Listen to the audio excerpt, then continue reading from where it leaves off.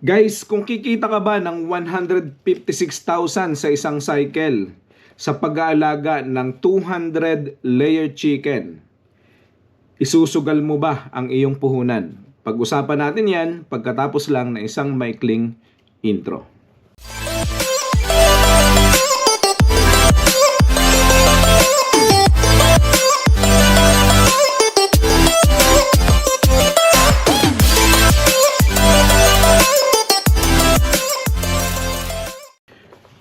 Okay guys, welcome back dito sa ating panibagong video and welcome dito sa ating channel. Kung bago ka dito, please subscribe our channel para na sa ganon, palagi kang updated sa ating mga uploads. Kung saan dito sa channel na to, pinag-uusapan natin ang mga tips kung paano tayo mag-aalaga ng RTL chicken. Ganon din, pinag-uusapan natin dito yung mga magkano yung gastos, magkano yung kita sa pag-aalaga ng mga RTL chicken. Anyway, pag-usapan natin itong tinatanong, yung mga updated na mga gastos at kita sa ating mga RTL chicken. Marami kasi nagtatanong, Sir, pwede bang i-discuss muli yung 48 heads? Pwede bang i-discuss mo yung 96 heads, yung 100 heads, yung 200 heads? Pag-usapan uli natin magkano ba yung updated ang gusto namin, yung sa latest na mga presyohan at gastusan dito sa ating current market. So pag-usapan natin yan guys, kung ito ang hinahanap mo, nasa tamang video ka kasi kung gusto mo mag-alaga ng RTL chicken na mga nasa around 196 to 200 heads, ito talaga yung tamang video sa iyo kung saan i-discuss natin dito fully yung initial capital, magkano yung unang gagastusin mo sa unang buwan, at magkano ang gagastusin mo sa loob ng isang cycle. So, at kung magstay ka hanggang sa dulo ng video na to, baka merong bonus tayo na maibigay sa inyo at na makakatulong sa inyo sa ating mga nag-aalaga ng RTL chicken. So, wag na natin patagalin, pag-usapan natin kung magkano ang initial capital sa 200 heads chicken at saka magkano yung initial na gastos, magkano ang posibleng kitain at magkano yung net profit na pwede nating kitain. So guys, kung 200 heads chicken ang iyong hinahanap na alagaan is kailangan mo syempre na maghanda ng mga kailangan ihanda muna. So unang-una, kailangan nating mag-canvas ng manok kung saan tayo kukuha. So mahalaga na ang kukuhanin natin ay 16-week-old na RTL chicken. So pag sinabi nating RTL, ito yung ready to lay chicken. So dapat ready na silang mangitlog. Ito yung mga pullets na ready nang mangitlog.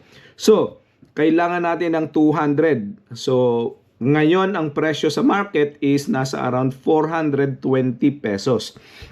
Kung bibili kayo ng manok, 420 pesos ang isa. So yung 200 natin, mangangailangan tayo ng 84,000 na puhunan. So 84,000 para sa ating mga manok. Siyempre, kailangan natin ng kulungan. Paano ba natin aalagaan yung 200? Ito ba ay cage-free? Nasa isang kulungan lang? Ito ba ay free range o ito ba ay cage? So kung tayo ay mag-aalaga ng cage, which is yung common practice, gagastos tayo ng cage. So yung cage ay at the moment nagkakahalaga yan ng 7,800 pesos ang isa. So doon sa 200, pag pina-customize nyo yan, gagastos kayo diyan ng 4 na cage. So 4 na cage ang inyong gagastusin at yan ay nagkakahalaga ng 31,200. So 31,200. Yan ang inyong gastos sa inyong 4 na cages. So ganun din, kailangan yung magpagawa ng inyong housing. So syempre kailangan nyo ng kulungan kung saan yung inyong mga manok ay ikukulong. Ilalagay nyo yung cage, safe dapat sila sa mga predators, So gagastos kayo dito ng kulungan. So yung inyong housing. Mga nasa around 150 pesos ang binabudget namin dyan per chicken.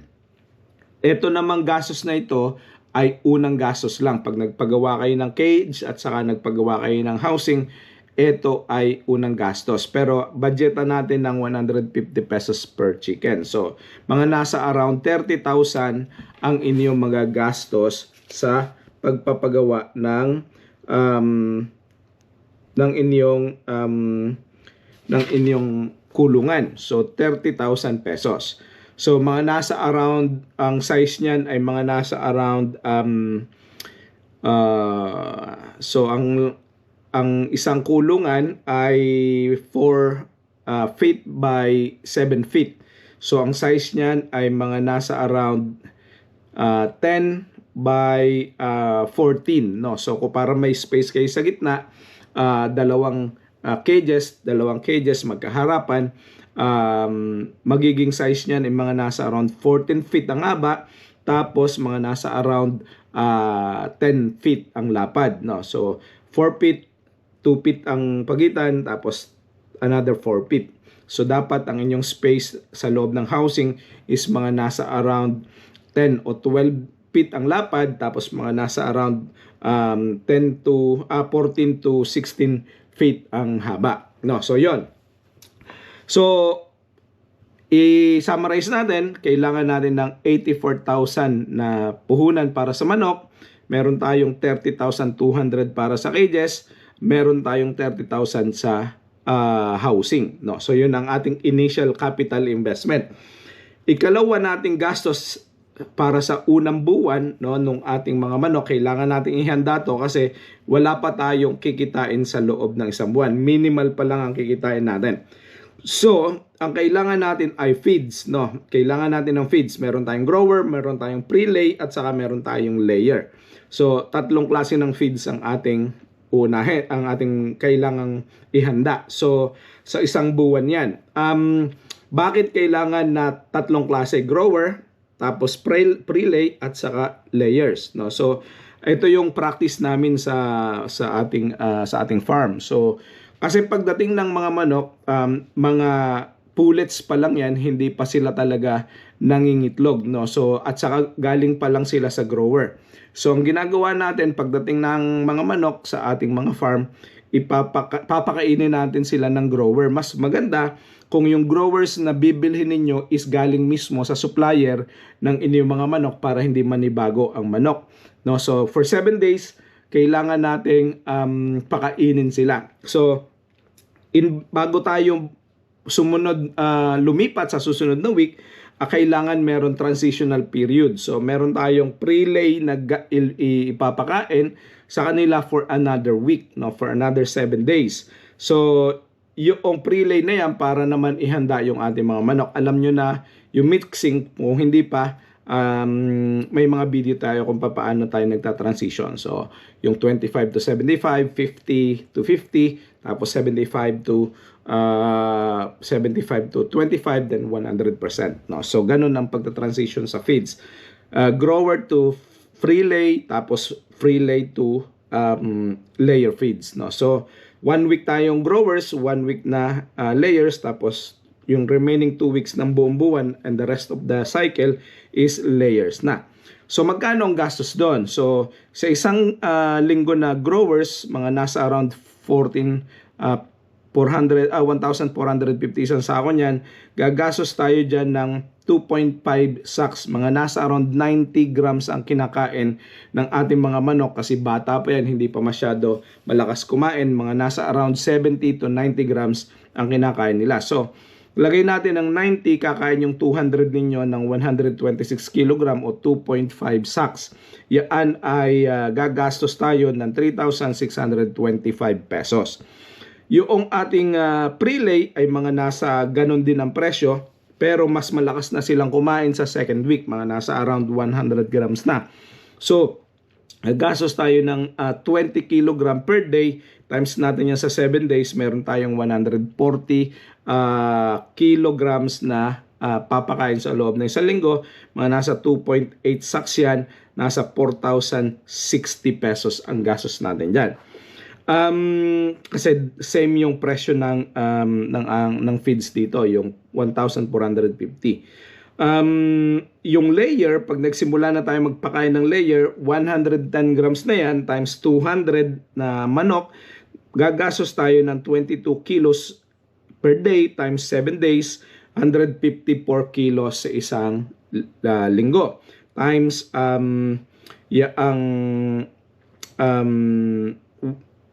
times natin sa yung 154 divided by 50, 3 sacks yan.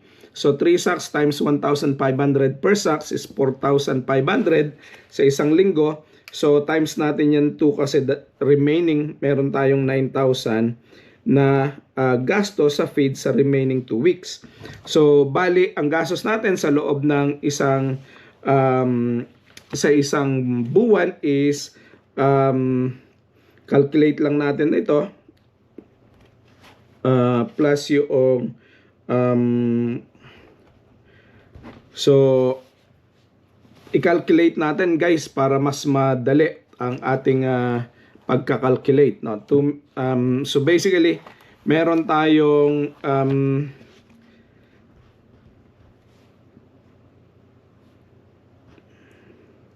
12, 17 carry 1, 10, 13 carry 1, 1, 6. So ang ating total expenses guys ay yung 84,000 plus yung 30,200 plus yung 30,000 plus yung 3,625 na grower, tas yung ating feeds ng prelay is 4,060, tapos yung ating layers ng 2 weeks is 9,000. Meron tayong gastos dito. Meron pa pala tayong idadagdag na gastos. Siyempre, yung ating sa unang buwan, yung ating 400 na vitamins and supplements. No, meron tayong ginagamit na mga vitamins and supplements, yung mga katulad ng Vitamin Pro, yung mga pinapakain natin na pinapainom natin na mga pangkuan sa sakit, no, pampatigil ng sakit o kaya panggamot ng sakit, no. So kasama sa vitamins, medicines and supplements yan. So yung tray natin, kailangan din natin gumastos ng, syempre hindi naman natin pwedeng tangkas-tangkasin lang yung ating mga manok, no, o yung ating mga itlog. So kailangan natin ilagay sa tray. Bibili tayo ng tray, 5 pesos ang isang tray ngayon. Sa isang araw, 5 yung iyong posible na kailanganin. So kung itatimes natin sa 30 days yung 5 tray na magagamit mo is 150 trays. Times mo yan sa 5 ay mga nasa around 750 pesos ang magagastos mo sa tray. Again, pagka maayos ang management mo ng tray, hindi ka nagagastos after that kung ibinabalik ng customers mo. Electric. Syempre yung electric natin is mga nasa around 200 to 400 pesos. So depende sa'yo. Kung isa, dalawang bulb lang ang gagamitin mo, mga nasa 200 lang. Expenses natin, yung other expenses, miscellaneous, yung pan-deliver, gasolina, sa isang buwan, mga nasa around 500 pesos sa magagastos mo. So all in all, ang total natin is nasa around 163,735 pesos. No? 163,735 pesos. Yun. Okay, so pinag-usapan natin yung expenses, no. So magkano yung ating expenses na magagastos. So sabi natin, ang total na expenses na pwede nating maging initial capital is yung 163,735. That is our expenses. Ngayon, ang tanong, magkano yung ating posibleng kitain kapag tayo ay mag-aalaga ng 200 heads chicken, no? So sa 200 heads, conservatively, calculate natin yung ating posibleng kitain sa 85% production ng ating mga manok. So 85% is 170 eggs per day. So i-times natin yan sa 30 days, meron tayong posibleng kitain o makolekta na 5,100 heads na mga itlog. So, i-times natin sa conservative na presyo ng itlog is 7 pesos per egg, no? So, posible na mas mahal yan kasi syempre 5 tray lang per day ang iyong makukolekta, pwede mo yang ibenta ng medyo mas mahal. No, mga nasa around 250 to 300 pesos ang per tray, mas malaki ang kikitain mo. Pero sabihin natin na 7 pesos lang yung conservative price ng bawat isang itlog, doon natin i-compute yung ating kikitain. So 5,100 eggs times 7 pesos is 35,700 sa isang buwan. Ngayon, i-times natin yan sa isang buong cycle. Yung isang buong cycle is nasa around 20 months. Ang pinakang mababa natin na makukuhang production is 20 months. No, yung iba tumataas ng 24 months, yung iba 21 months, yung iba 28 months, depende sa ganda ng pag-aalaga ninyo sa inyong mga manok. Ngayon, sabihin natin 20 months lang. So 35,000 times 35,700 times 20 months sa isang cycle, meron tayong total na gross income na 714,000 pesos. No, 714,000 pesos ang gross income. Ngayon, syempre, hindi naman natin makukuha yung ganyang klase ng income kung wala tayong expenses. So, okay, so magkano yung ating total expenses, no, sa buwan-buwan? So syempre meron tayong feeds na papakain, meron tayong vitamins, electric, trays, other miscellaneous fees, no, yung other expenses. Magkano lahat-lahat yan? So 21,650 pesos approximately, ganyan yung ating monthly expenses, no? So hopefully, nangingitlog na ating mga manok, kayang-kaya na natin yung gastusan. Ngayon, i-times natin yan dun sa remaining 19 months. O, syempre, isang cycle natin is yung isang buwang una, tapos meron tayong 19 months, no? So, 19 months, ang ating total na expenses is 411,350. So ngayon, idagdag natin yung ating initial na expenses, which is yung ating 163,735 pesos. Ito yung ginastos natin sa manok, etc. etc. No, so total na ating expenses is 575,085 pesos. No, 575,085 pesos.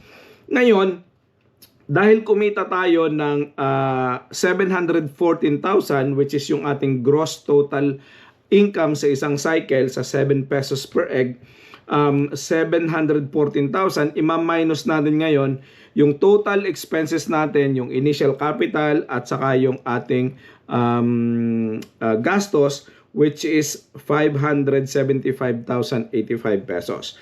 Meron tayong matitira na 138,915. So 138,915. Tapos syempre, hindi yun yung ating profit, no? Hindi pa yun yung ating profit. Ito yung gross profit natin, pero hindi pa yun yung net profit.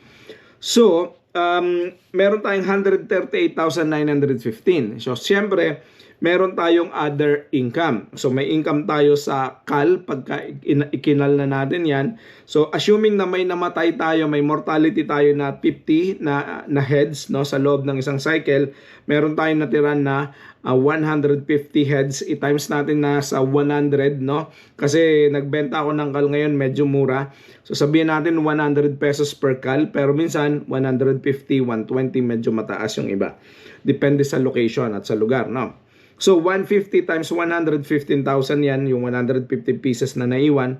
Tapos meron tayong sako, syempre binibenta na yan ng per sako 10 pesos. Makakakonsume tayo ng mga 260 na sako sa loob ng isang cycle. So meron tayong times 10 pesos, 2,600 yan.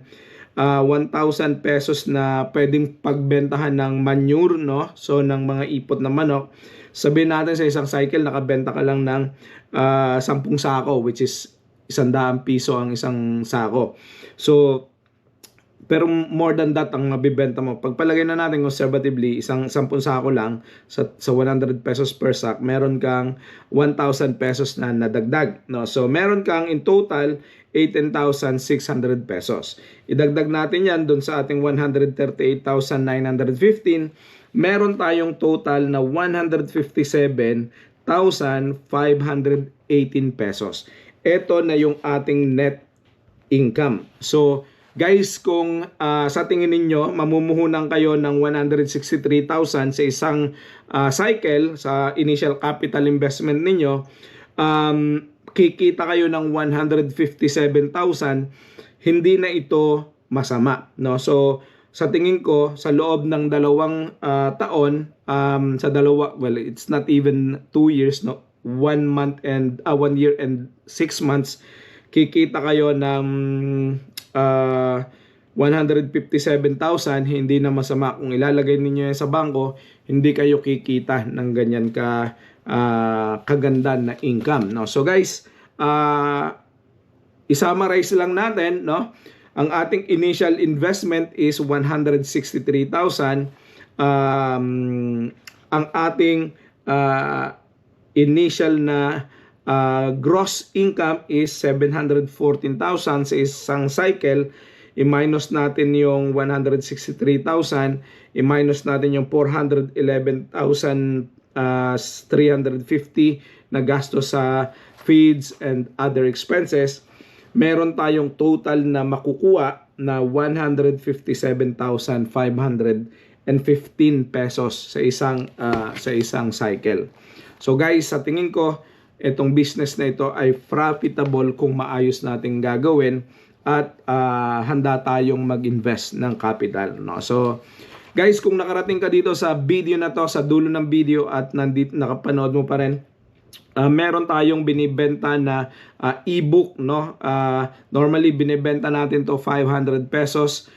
Pero para sa mga subscribers ko, nakatulad ninyo, kung nakasubscribe ka, 200 pesos na lang. Ang ebook na ito ay beginners ebook, no? Lahat na kalagay dito sa ebook na ito, ang paano magsisimula, ano yung mga breeds na gagamitin, no? Beginners guide dito para sa RTL chicken business, no? So yon guys, maraming salamat. Subscribe and like.